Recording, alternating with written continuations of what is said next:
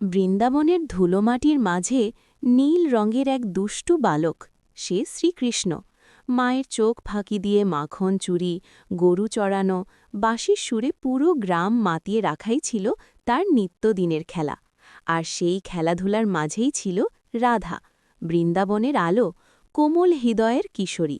রাধা আর কৃষ্ণের প্রেম কোনো সাধারণ প্রেম নয়, তারা একে অপরকে প্রথম দেখাতেই চিনে নিয়েছিল, যেন বহু জন্মের বন্ধন।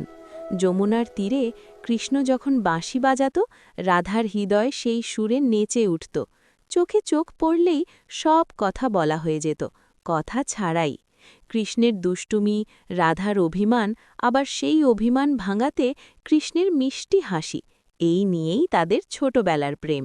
এই প্রেম ছিল নিষ্পাপ, গভীর আর নিঃস্বার্থ, যেখানে শরীর নয়, আত্মাই ছিল আসল মিলন। এই জন্যই রাধাকৃষ্ণের প্রেম আজও ভক্তির শ্রেষ্ঠ কাহিনী।